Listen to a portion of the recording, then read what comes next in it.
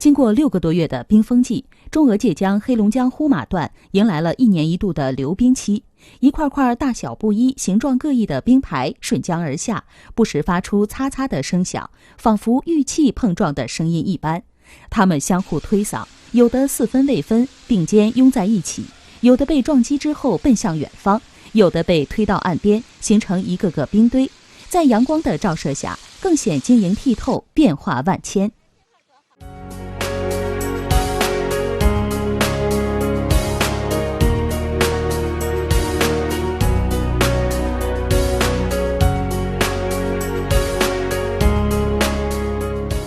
流冰期是介于江面封冻期和明水期之间的过渡状态，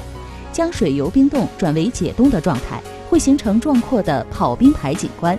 呼玛县拥有371公里紧邻界江的边境线，航道曲折，江面不规则。连日来，呼玛县各公安边境派出所加大了巡查巡护力度，确保游客安全。夏季的五彩斑斓，除了冰雪消融的白，当然少不了花开的绚烂。在华南县明义乡，1000亩杜鹃花竞相开放，鲜艳夺目，形成了一片火红的花海。鲜花绵延2公里长，在山顶陡坡迎风怒放，漫山火红，蜿蜒伸展。放眼望去，一棵棵争奇斗艳的杜鹃花树紧密相连，枝条上密密匝匝地挤满了红色、粉色的花朵，有的含苞欲放，有的肆意盛开，一团团，一簇簇，似云霞如火焰，在风中摇曳生姿，在绿树环抱的山间尽显妩媚妖娆，令人陶醉。杜鹃花别名金达莱、映山红，主要生于山坡、草地、灌木丛等处，象征着坚贞、美好、吉祥、幸福。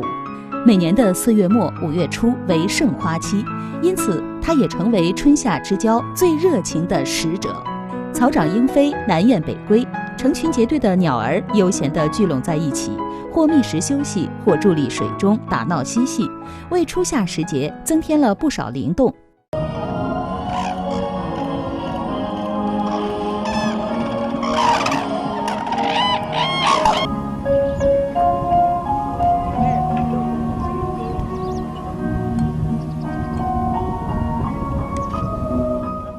最近2天，位于祖国北部边陲的黑龙江大兴安岭地区也进入了候鸟迁徙的高峰期。平日难得一见的珍稀候鸟开始成群结队地出现在人们视野中。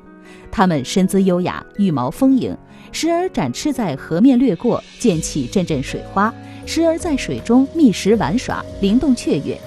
截至目前，被迁到这里的候鸟以鸭类和雁类为主，每年在春秋2季都会沿着固定的路线往返于繁殖地和越冬地之间。到9月份，天气开始转冷时，陆续南迁。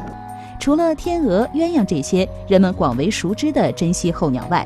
斗雁、绿头鸭、雀鸭、绿翅鸭、灰背隼、红隼等也出现在了监测范围内。近年来，随着黑龙江大兴安岭地区生态保护力度不断加大，部分候鸟已经不再向往出国北漂的生活，纷纷把目光投向国有林区的青山绿水，在这里惬意纳凉，繁衍生息。